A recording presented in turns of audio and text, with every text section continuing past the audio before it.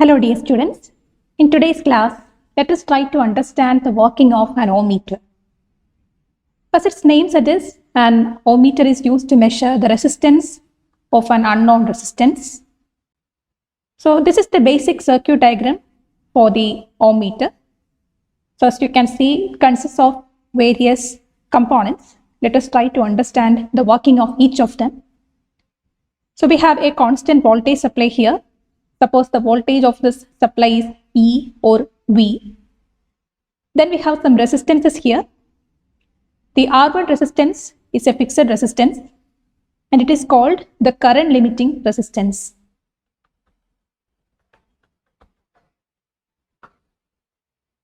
And it is used to control the total current that is passing through each of the components in this resistance. It is earlier set inside the ohmmeter itself. Then we have an R2, which is the zero adjust resistance here. This is an adjustable resistance. And this is adjusted to set the 0 point of this device. So R2 is called zero adjust resistance. And here we have a PMMC, which actually shows a diagonal movement.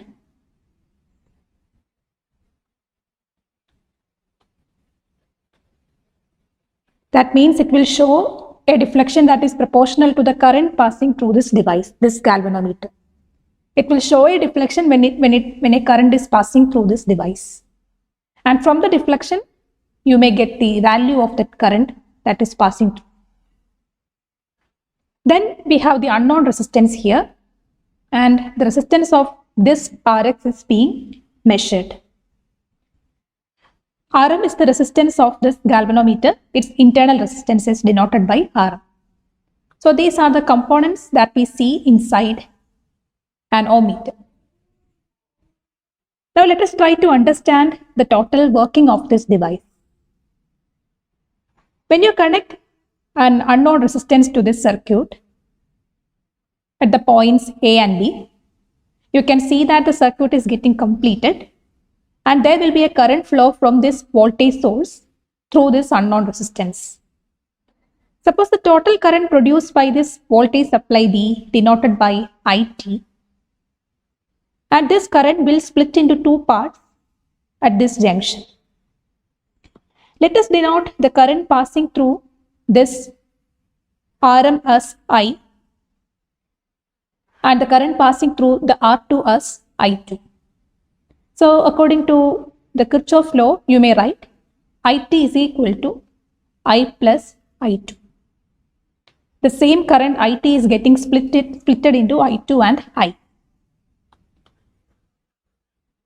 Now let us try to understand the situations corresponding to full scale deflection and null deflection.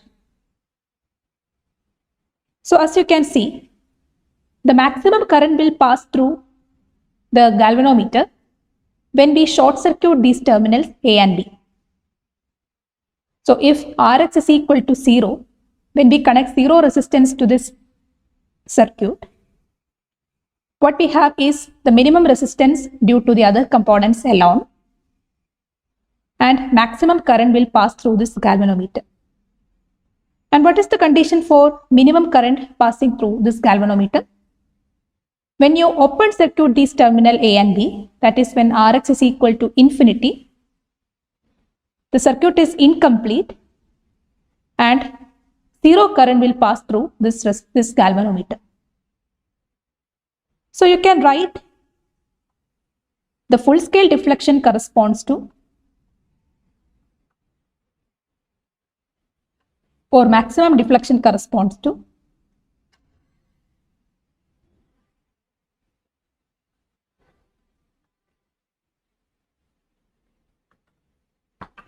Rx is equal to 0 case and minimum deflection corresponds to Rx equal to infinity case, which is the open circuit condition. So before we set this apparatus, we adjust this device in such a way that the maximum deflection happens at the full scale deflection.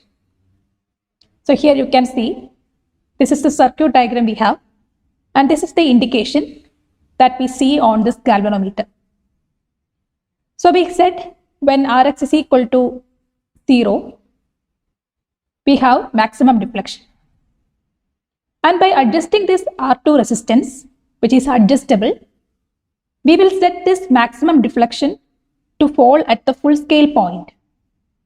Maximum deflection can fall at any point, right? Depending on the resistance values R1, R2 and Rn, maximum deflection may be limited to certain values. So before we start this apparatus, we set the R2 value in such a way that the maximum deflection corresponding to Rx equal to 0 condition falls exactly at the full scale deflection point. So this is the full scale deflection point, and we have adjusted internally the R2 value such that when Rx is equal to 0, we have a full scale deflection. And when Rx is equal to infinity, we have minimum deflection.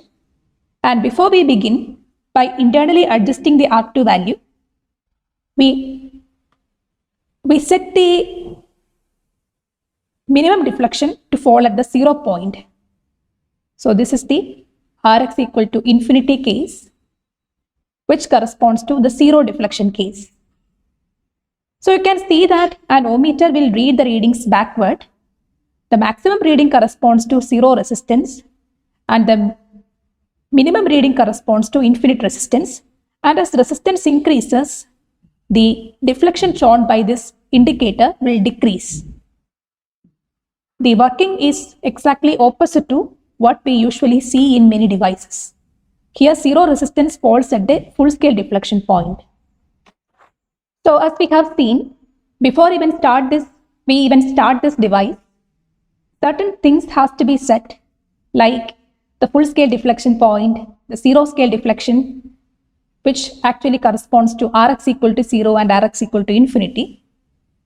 And after that, any slight changes in the values of V or these resistance will slowly damage the results, will slowly add inaccuracy to this result. So as we know, as this apparatus ages, normally the voltage value will drop down, and effectively we will have incorrect readings due to this aging problem. That is one of the drawbacks of this device. Now, having understood about the basic working of an ohmmeter, let us try to understand how do we set the R1 value and the R2 value. Let us try to find out certain equations for R1 and R2. These values are actually determined based on the Rx value corresponding to half scale deflection.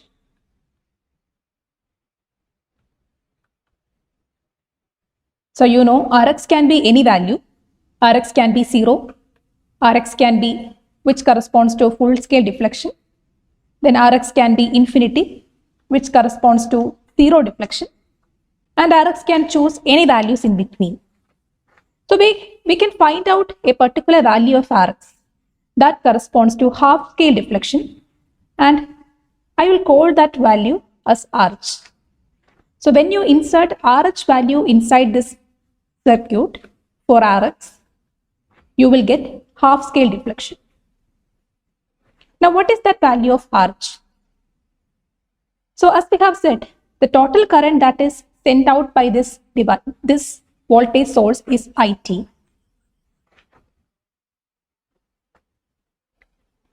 And that current is getting splitted into I2 and I.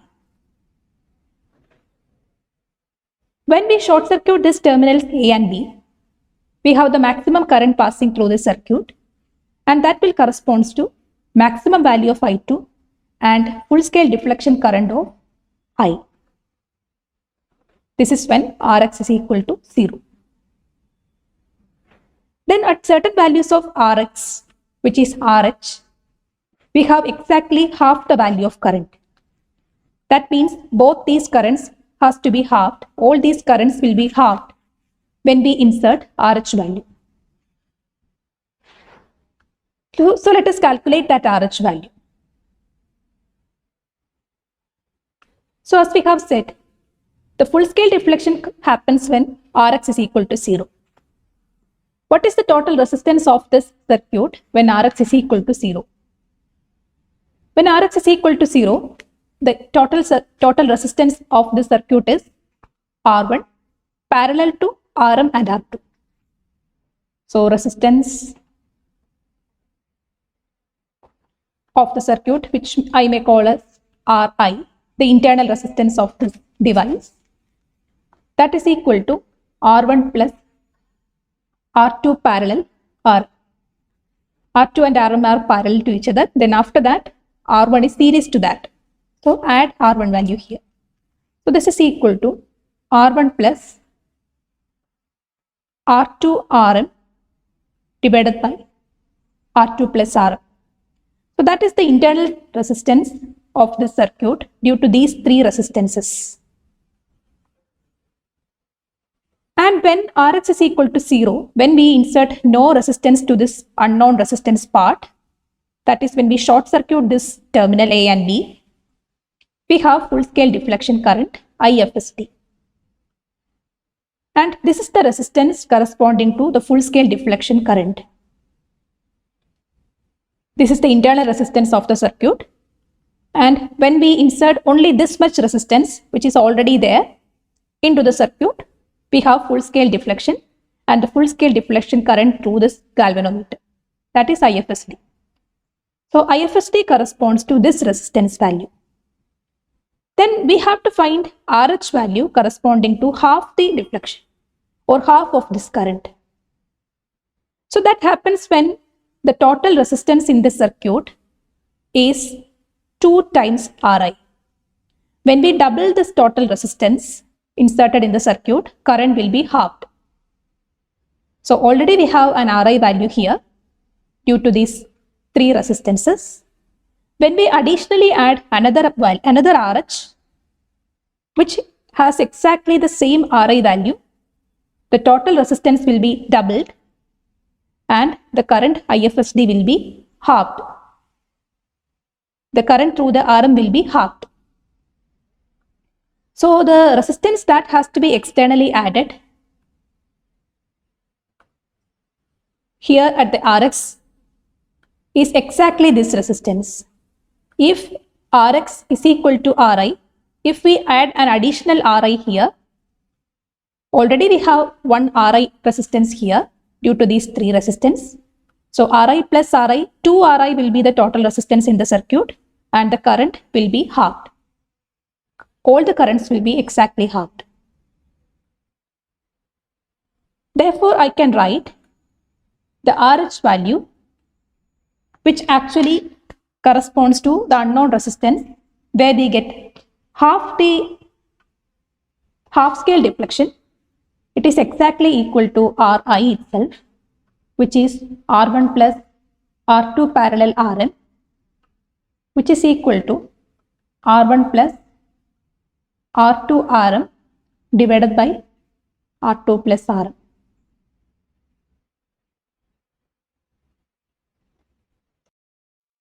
Now, what is the current that is produced by the battery when we have this much Rx value? So when we insert Rx equal to RH here due to this internal resistance Ri, we have again an Ri resistance or RH resistance here. So the current that is produced by the cell at this point, which we call as IH, is equal to V by 2RH. I insert 2RH here because inside the circuit we have two RH values. One is the RH we have inserted here and the other is the Ri value due to R1, Rm and R2, which is exactly the same as RH. RH equal to Ri. So the total resistance offered by the circuit is RH plus RH, which is 2RH, and the voltage is V. So the current corresponding to the half scale deflection is V by 2RH produced by this cell. Then if this is the current corresponding to half scale deflection, then the current corresponding to full scale deflection is exactly 2 times this, which is IT is equal to V by RH. I do not write IFSD here because IFSD is the current that is passing through this circuit alone. IT is the current produced by this cell, and this is I2. So we may understand IT as the total current produced by this cell when we have IFSD passing through this branch. So IFSD and IT are different. IT is the total current produced by the cell when we have full scale deflection.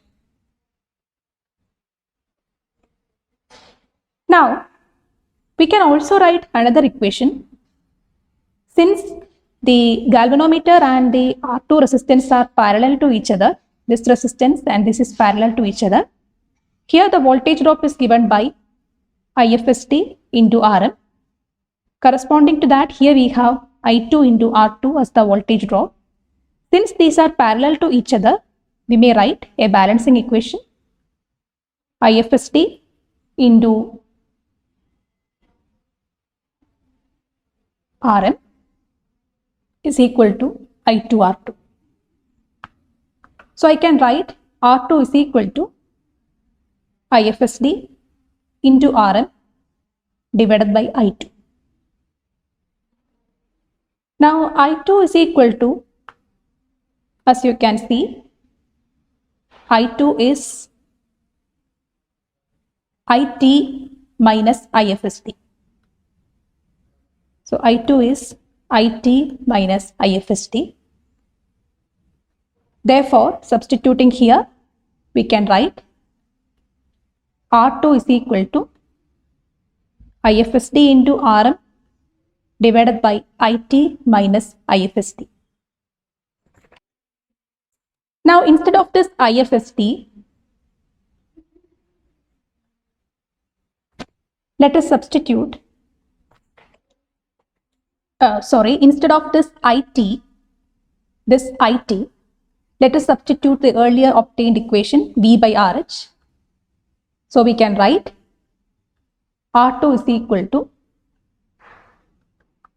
IFSD into RM divided by V by RH minus IFSD,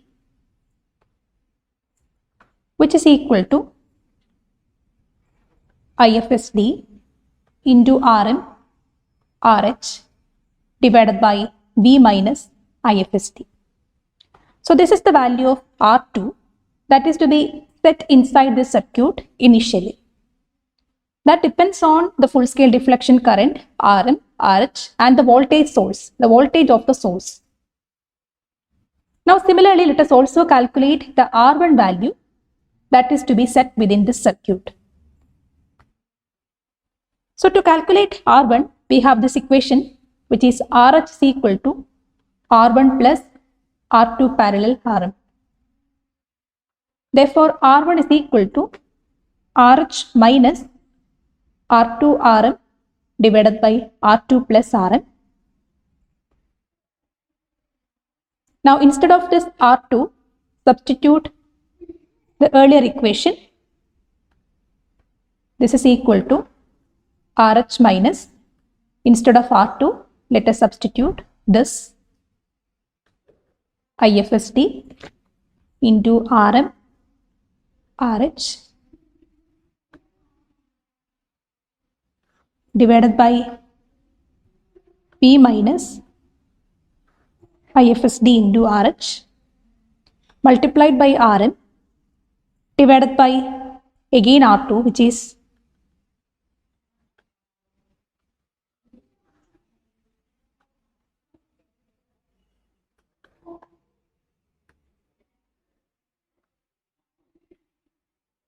multiplied by plus RM. So simplify this equation by cross multiplying and cancelling out certain terms. So you can add this term, one term will cancel out. So the remaining terms can be written as, this is equal to RH minus, here one term, the denominator term, and this denominator will cancel out after cross multiplying. So that is equal to RH minus IFST into RM RH divided by V.